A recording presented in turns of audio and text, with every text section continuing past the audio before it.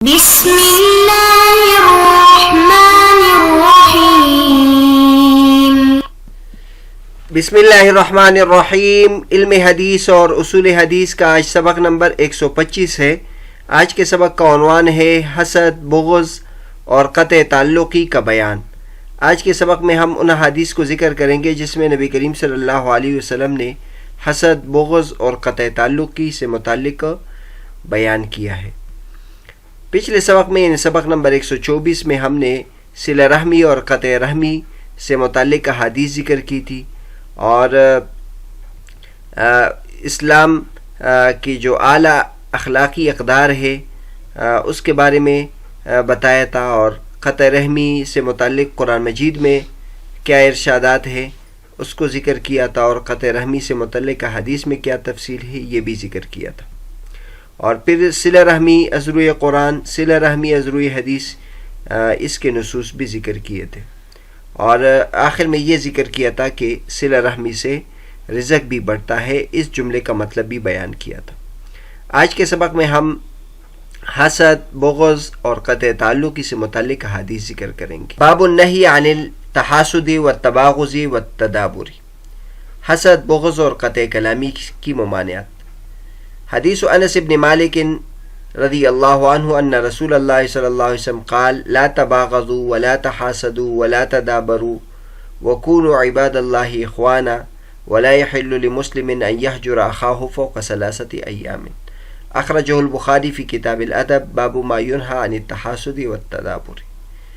ترجمہ: حضرت انس بن مالک رضی حدیث ہے کہ رسول اللہ صلی اللہ علیہ وسلم نے فرمایا، تم ایک دوسرے سے بغض نہ رکھو اور ایک دوسرے سے حسد نہ کرو اور ایک دوسرے سے قطع کلامی نہ کرو، اور اللہ کے بندو بھائی بھائی بن جاؤ، اور کسی مسلمان کے لیے جائز نہیں کہ وہ اپنے بھائی سے 3 دن سے زیادہ قطع تعلق ہی کرے۔ تشریح: بغض اور حسد اور قطع تعلقی کی ممانعت انسان کی معاشرت پسندی کی وجہ سے انسان کو معاشرتی حیوان کہا جاتا ہے۔ اس لیے دین فطرت اسلام نے بھی انسان کو اچھے معاشرتی روابط استوار رکھنے کی تلقین کی ہے۔ اچھے معاشرتی روابط کو پروان چڑھانے کے لیے انسان کے لیے ضروری ہے کہ وہ بری معاشرتی اقدار کو چھوڑتے ہوئے اچھی معاشرتی اقدار کو اپنائے۔ شریعت اسلامیہ میں بار بار اچھی معاشرتی اقدار کو اپنانے اور بری معاشرتی اقدار کو ترک کرنے کی تلقین کی گئی ہے۔ زیر بحث حدیث نبوی میں بھی حضور اکرم صلی اللہ علیہ وسلم نے باہمی بغض اور باہمی تحاسد اور باہمی قطع کلامی اور قطع تعلقی جیسے بری اقدار کو، جو معاشرتی روابط کے لیے قاتل کی حیثیت رکھتی ہے، کو چھوڑ کر آپس میں اخوت اور بھائی چارگی کی فضا قائم رکھنے کی تلقین فرمائی ہے۔ اب اس حدیث میں 3 چیزوں سے منع کیا گیا ہے، ایک بغض سے، ایک حسد سے اور ایک قطع تعلقی سے، تو ان میں سے ہر ایک کی تشریح کرتے ہیں۔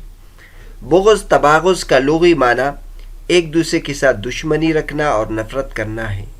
یہ لفظ آپس میں ایک دوسرے کے خلاف دل میں عداوت، نفرت، بغض اور دشمنی کے جذبات رکھنے کے لیے استعمال کیا جاتا ہے۔ اسلام کے خوبصورت معاشرتی نظام میں اس کی قطعاً کوئی گنجائش نہیں ہے۔ اسلام بغض و نفرت اور دشمنی و عداوت کی بجائے آپس میں اخوت اور محبت اور بھائی چارہ قائم کرنے اور ایک دوسرے کا احساس کرنے کا درس دیتا ہے۔ دشمنی کے خاتمے کی ترغیب کے متعلق ہم مندرجہ ذیل ارشاد باری تعالیٰ کا ذکر کر سکتے ہیں۔ ادفع بالتی ہی احسن فَإِذَا الَّذِي بَيْنَكَ وَبَيْنَهُ عَدَاوَةٌ كَأَنَّهُ وَلِيٌّ حَمِيمٌ، سورہ حامیم سجدہ۔ ترجمہ: اچھے انداز میں جواب دے تو وہ کہ تیرے اور اس کے درمیان عداوت ہے یوں ہو جائے گا کہ گویا دوست اور قرابت دار ہو۔ دوسری چیز حسد ہے۔ حسد سے مراد دوسرے میں کوئی خوبی یا دوسرے کے پاس کوئی نعمت دے کر اپنے دل میں جلنا اور کھڑنا کہ یہ چیز اس کے پاس کیوں ہے، میرے پاس کیوں نہیں ہے۔ اگر انسان کے دل میں حسد پیدا ہو اور پھر وہ اس حسد کی وجہ سے کسی کے خلاف اس کی نعمت کو زائل کرنے کے لیے کوئی اقدام کرے تو سخت گناہ گار ہوگا۔ لیکن اگر اس کے دل میں حسد پیدا ہوا اور وہ کسی بھی قسم کے اقدام سے رکا رہا تو اس کے آگے دو صورتیں ہیں. ایک یہ کہ اس کا رکنا صرف اس وجہ سے تھا کہ اس میں کوئی اقدام کرنے کی صلاحیت ہی نہیں ہے یا اسے موقع ہی نہیں مل سکا، اور اگر صلاحیت ہوتی اور موقع ملتا تو وہ اقدام سے دریغ نہ کرتا، تو ایسا بندہ بھی گناہ گار ہے. دوسری صورت یہ ہے کہ وہ اقدام سے اپنے تقوی اور نیک نفسی کی وجہ سے رکا ہے، تو اس میں گناہ نہیں، کیونکہ صرف کوئی غلط خیال دل میں پیدا ہو جائے لیکن بندہ اس خیال کو جھٹک دے تو صرف خیال آنا معاف ہے، اس میں گناہ نہیں. حسد سے متعلق یہ یاد رکھنا بھی ضروری ہے کہ حسد اور رشک دو الگ الگ چیزیں ہیں. حسد دوسرے کی چیز دیکھ کر دل میں جلنا اور کڑنا ہے اور اس آدمی سے اس نعمت کا زوال چاہنا ہے، جبکہ رشک میں دوسرے کی نعمت دے کر جلنا اور کڑنا نہیں اور نہ ہی اس سے زوال نعمت چاہنا ہے، بلکہ رشک یہ ہے کہ دوسرے میں کوئی اچھائی یا اس کے پاس کوئی نعمت دے کر اس نعمت کی خوبی کو مد نظر رکھ کر یہ خواہش کی جائے کہ جس طرح یہ خوبی یا نعمت اس کے پاس ہے اس طرح اللہ مجھے بھی عطا کر دے. حسد جائز نہیں لیکن رشک جائز ہے. قرآن و حدیث میں حسد کی مذمت اور ممانعت آئی ہے، چنانچہ ارشاد باری تعالیٰ ہے ام یحسدون الناس علی ما آتاہم اللہ من فضلہ، یا وہ لوگوں پر اس چیز کے متعلق حسد کرتے ہیں کہ جو انہیں اللہ نے اپنے فضل سے عطا فرمائی ہے. اور ارشاد نبوی ہے حسد سے بچو، پس بے شک حسد نیکیوں کو اس طرح کھا جاتا ہے جیسے آگ لکڑی کو کھا جاتی ہے. قطع کلامی اور قطع تعلقی یہ تیسری چیز ہے. اس سے متعلق ذکر کرتے ہیں اسلام صلہ رحمی اور تعلقات جوڑنے کا درس دیتا ہے اور قطع کلامی، قطع رحمی اور قطع تعلقی کی ممانعت کرتا ہے. اللہ رب العزت نے اولو الالباب، اہل عقل و دانش کی صفات گنواتے ہوئے فرمایا ہے والذین یصلون ما امر اللہ بہ ان یوصل، اور وہ لوگ جو ملاتے ہیں اس کو جس کے ملانے کا اللہ نے حکم دیا ہے. قطع رحمی سے متعلق حضور اکرم صلی اللہ علیہ وسلم نے فرمایا ہے قطع رحمی کرنے والا جنت میں داخل نہیں ہوگا. دوسرے مقام پر فرمایا کسی مسلمان کے لیے جائز نہیں کہ اپنے بھائی کو 3 دن سے زیادہ چھوڑے، یعنی قطع تعلقی کرے، پس جو 3 دن سے زیادہ چھوڑے گا اور اس حال میں مر جائے گا وہ آگ میں داخل ہوگا.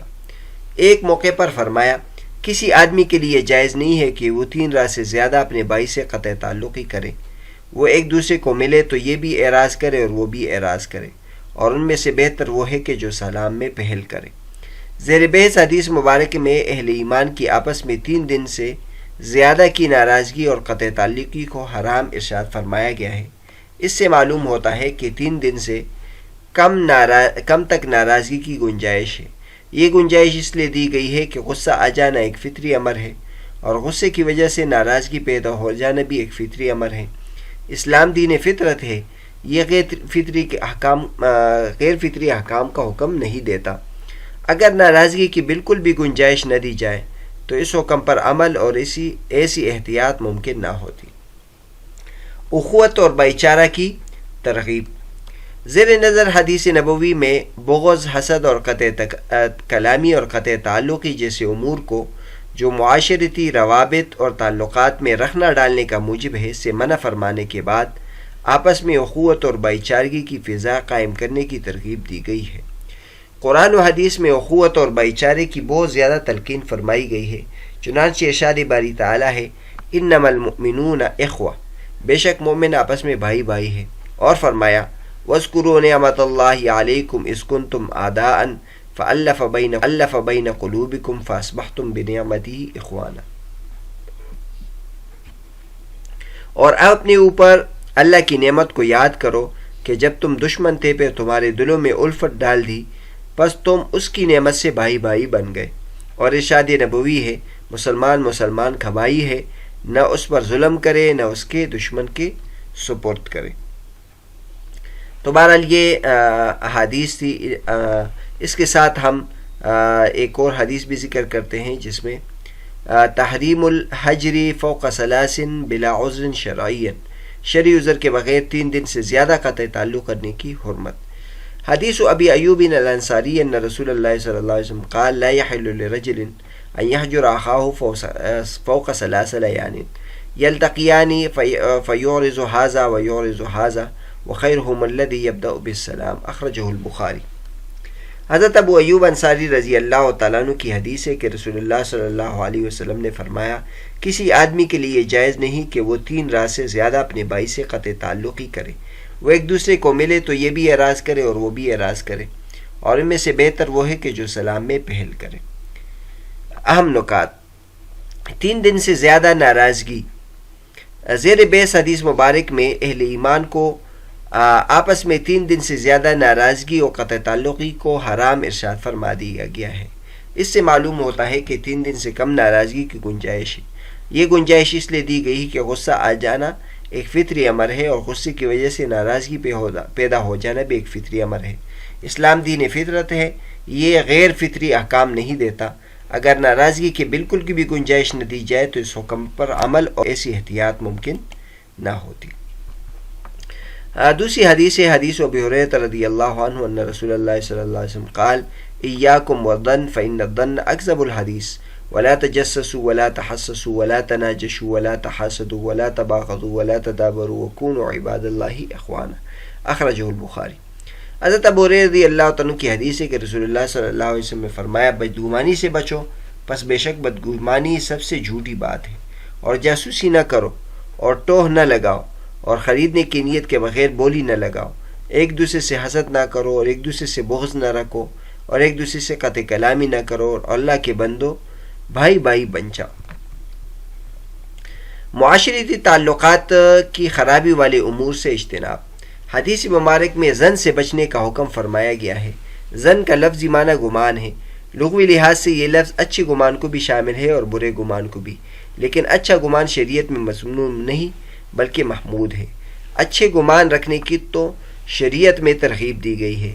سیدہ عائشہ صدیقہ رضی اللہ تعالیٰ عنہ پر تہمت لگائی گئی اور بعض مخلص اہل ایمان بھی پروپیگنڈے سے متاثر ہو گئے۔ قرآن حکیم میں اس واقعے کو بیان کرتے ہوئے ترغیب دی گئی ہے کہ اہل ایمانوں کو اپنے نفوس کے متعلق اپنا اچھا گمان کرنا چاہیے۔ لولا اذ سمعتموہ ظن المؤمنون والمؤمنات بانفسہن خیرا، کیوں نہ جب تم نے اسے سنا تو مومن مردوں اور مومن عورتوں نے اپنے لوگوں کے متعلق بھلا گمان کیا۔ چنانچہ یہاں زن کا لفظ صرف برے گمان یا بدگمانی کے لیے قرار دیا جائے گا۔ حدیث مبارک میں تجسس اور تحسس سے منع فرمایا گیا ہے۔ تحسس کا لفظی معنی کا لفظ حس سے ہے۔ حس انسان کو دیا گیا ہے اور ایک فطری ذریعہ علم ہے۔